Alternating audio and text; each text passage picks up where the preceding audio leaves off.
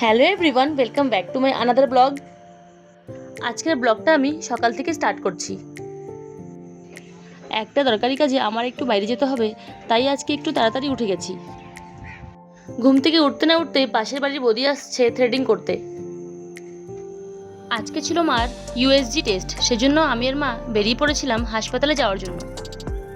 বেশ কয়েকদিন থেকেই মার খুব হাতে ব্যথা হচ্ছিল, তাই মাকে ইউএসজি টেস্ট করানোর জন্য আনছিলাম। টেস্ট করতে বেশিক্ষণ সময় লাগেনি, তাড়াতাড়ি হয়ে গেছিল। দেন এখান থেকে বেরিয়ে আমরা চলে যাই আখের রস খেতে। প্রচণ্ড গরমও পড়েছে আর খুব গলাও শুকাচ্ছিল।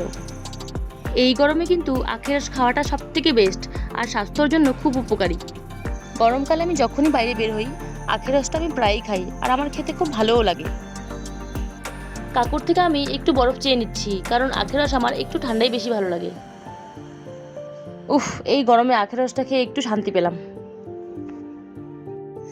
আর এদিকে দেখো আমার মাকে, উনি যেখানে ফুল গাছ দেখবে ওনাকে ফুল গাছ কিনে দিতেই হবে। মানে এত বেশি ফুল গাছ ভালোবাসে, যেই না দেখলো রাস্তার ধারে ফুল গাছ বিক্রি হচ্ছে উনারও গাছ নেওয়া শুরু হয়ে গেল। এই ছোট ছোট ফুলগুলি কিন্তু দারুণ সুন্দর ছিল। এরপর মা এখান থেকে 3 রকমের জবা ফুলের গাছ কিনেছিল। আমাদের সাথে কিন্তু আমার মামিও গেছিল, বাড়ির জন্য কিছু কেনাকাটা করতে হতো, তাই আমরা মার্কেটে চলে যাই। ফার্স্টে আমার এই টেবিল ক্লথ পছন্দ হয়েছিল, তাই এটা আমি নিয়েছিলাম। দেন আমরা চলে যাই আরজিতে বেড কভার নেওয়ার জন্য। আমার এই রেড কালারের বেডশিটটা খুব পছন্দ হয়েছিল। এটার মধ্যে 2টো কালার ছিল, একটা ইয়েলো আর একটা রেড, বাট আমার রেডটাই বেশি ভালো লাগছিল বলে আমি ওটাই নিয়েছিলাম। আর দেখো গাইজ, এখানে মাত্র 50 রুপিসে 2 জোড়া করে ইয়ারিংস বিক্রি হচ্ছিল, তাই আমিও এখান থেকে 2টো ইয়ারিংস নিয়েছিলাম। বাইরের সব কাজ কমপ্লিট করে এখন আমরা বাড়িতে চলে যাচ্ছি। আর আজকে যেহেতু আমি বাড়িতে ছিলাম, তাই মা আমাকে বললো আজকে একটু কুমড়ো পাতা বাটা করে খাওয়াতে। এই কুমড়ো গাছটা কিন্তু মাই লাগিয়েছিল।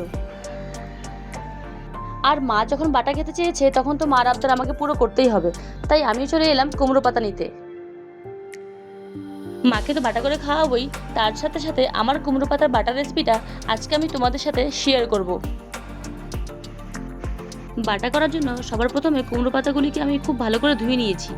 এরপর পাতাগুলিকে আমি কুচি করে কেটে নিয়েছি, আর এরই সাথে নিয়েছি কয়েকটা কাঁচা লঙ্কা, রসুন আর একটু কালো জিরে। এরপর রসুন, কাঁচা লঙ্কা, কালো জিরে সবগুলিকে একটু হালকা করে ভেজে নেব। হালকা গোল্ডেন ফ্রাই হলেই একটা পাত্রে তুলে রাখবো। এরপর কুচি করে রাখা কুমড়ো পাতাগুলিকে দিয়ে খুব ভালো করে একটু নাড়াচাড়া করে নিতে হবে, আর তারই সাথে দিয়ে দিতে হবে একটু পরিমাণ মতো লবণ। কুমড়ো পাতা ভাজা করার সময় পাতার থেকে যেই জলটা বের হয় সেই জলটা একটু শুকিয়ে এলেই তার মধ্যে দিয়ে দিতে হবে আগের থেকে ভেজে রাখা কাঁচা লঙ্কা, রসুন আর কালো জিরে, দিয়ে আরেকবার নাড়াচাড়া করে নিতে হবে। আর এখন এই সবগুলিকে একসাথে খুব ভালোভাবে শিলনোড়ায় বেটে নিতে হবে। তোমরা চাইলে এখানে মিক্সি ব্যবহার করতে পারো। শিলনোড়াতে বাটা করলে কিন্তু যে কোনো বাটার টেস্ট দ্বিগুণ হয়ে যায়, তাই আমি এখানে শিলনোড়ায় ব্যবহার করছি।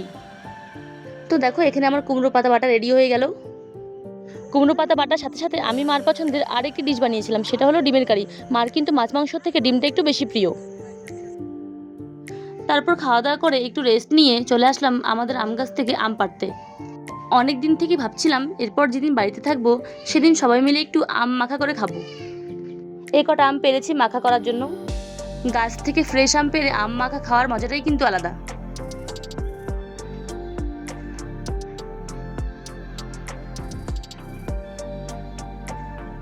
আম মাখাটা কিন্তু আমার পাশের বাড়ি কাকি করেছিল, আর আম মাখাটা খেতে দারুণ টেস্টি হয়েছিল।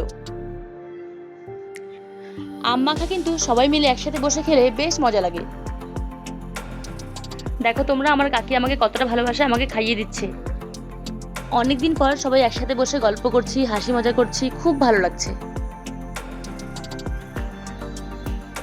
আর দেখো গাইজ, আমার পেছনে আমার বৌদি আসছে লাঠি নিয়ে আমাদেরকে মারবে, কারণ উনার জন্য আমরা আম মাখা রাখিনি।